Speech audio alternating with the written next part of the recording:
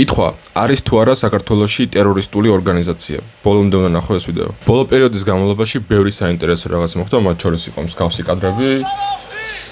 ესაც გარდაცვლილ ირანის ლიდერს გამოუცხადეს ერთგულება და უთხრეს, რომ ირანული რეჟიმის ყველა ბრძანებას და მოთხოვნას შეასრულებდნენ. დამეთანხმებით ყველანი რომ ნამდვილად არ არის კარგი ამბავი საქართველოსთვის, იმიტომ რომ ეს ადამიანები არიან საქართველოში და ეს ყველაფერი ხდება საქართველოში. ამას მოყვა ის, რომ საქართველოში ირანის ელჩმა დაიწყო მუქარა. მუქარის შინაარსი რო გესმოდეთ, თქვა რომ საქართველოში შეიძლება რაღაცები მოხდეს და ეს რაღაცები რა შეიძლება იყოს ტერორისტული სახელმწიფოს მხრიდან, ალბათ რთული გამოსაცნობი არ უნდა იყოს. მაინც მოგასმენინებთ, რა იყო ქართული ოცნების ერთ-ერთი წარმომადგენლის პასუხი ამ ყველაფერზე, როცა კითხეს, რომ რას აპირებთ?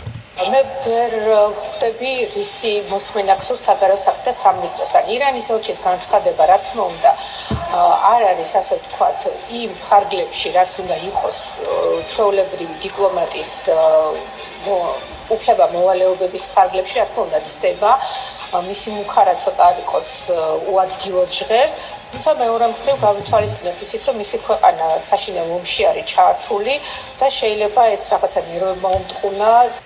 ანუ ტერორისტული სახელმწიფოს წარმომადგენელი ღიად გამოდის და ამბობს, რომ საქართველოში შეიძლება რაღაცეები მოხდეს, ამ ტიპებს გაკეთებული აქვს, რავი, აფეთქებული აქვს უამრავი ადგილი, მოკლული აქვს უამრავი ადამიანი, ამას ამბობს და გამართლებად მოაქვს ის, რომ თურმე ემოციური ფონი აქვს ამ ადამიანს და მისი ქვეყანა ძალიან რთულ და ცუდ მდგომარეობაში არის. რაც სრული სისულელეა, მაგრამ მე რთული წარმოსადგენი არ უნდა იყოს, რატო გააკეთეს ეს ყველაფერი, იმიტომ რომ თვითონ ირაკლი კობახიძე, ქართული ოცნების პრემიერ-მინისტრი იყო ის ადამიანი, რომელიც ირანში იყო არაერთხელ ჩასული და ჰქონდა შეხვედრა ტერორისტული სახელმწიფოს წარმომადგენლებთან. შეგიძლიათ პარალელურად ნახოთ ეს ფოტოები და ამას მოყვა ის, რომ ერთი რომ ანზაანთეს ირანული დროშის სფერებში და მეორე ბევრად პროუარესი ალბათ შეიძლება ითქვას თბილისის მახლობლად ორ ლოკაციაზე მოკლედ გავსი ტიპის რაღაც მოეწყო.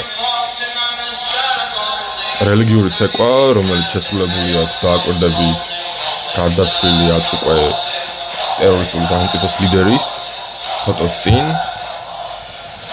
და ეს მთელი აქტივობა სწორედ ამ ადამიანს ტერორისტული ლიდერს და ტერორისტული სახელმწიფოს წარმომადგენლებს ეძღვნებათ. და ესეც ასევე ხდება საქართველოში და ამას ეს ქართული ოცნების მხრიდან რეაქცია იყო 0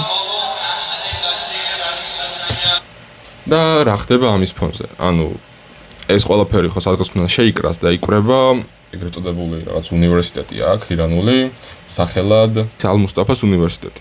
ეს არის უნივერსიტეტი პრაქტიკულად ორგანიზაცია, რომელიც რამდენიმე ქვეყანაში არის დასანქციონირებული და ითვლება ორგანიზაციად, რომელიც ირანს ეხმარება გაავრცელოს საკუთარი გავლენები. ასევე იყო არაერთი შემთხვევა იმისა, რომ ადამიანები, რომლებიც ამ ორგანიზაციასთან იყვნენ კავშირში, შემდგომში გამოიჭირეს, რომ აწარმოებდნენ სადაზვერვო საქმიანობას ირანის სასარგებლოდ, ან ვიღაცის მოკვლას ცდილობდნენ. ანუ მსგავსი ტიპის ორგანიზაცია, უბრალოდ ეს ორგანიზაცია, ამ ორგანიზაციის ფილიალი მდებარეობს საქართველოში, ამზადებს სტუდენტებს, მათ შორის ქართულ სტუდენტებს იყვანს, ნაწილს უშვებს ირანში და ნაწილს სადუშვებს და რასაკეთებინებს კაციშვილმა არ იცის, ეს ხდება საქართველოში და ახლა დაუბრუნდეთ ისევ კითხვას, რომელიც დასაწყისში დავსვი.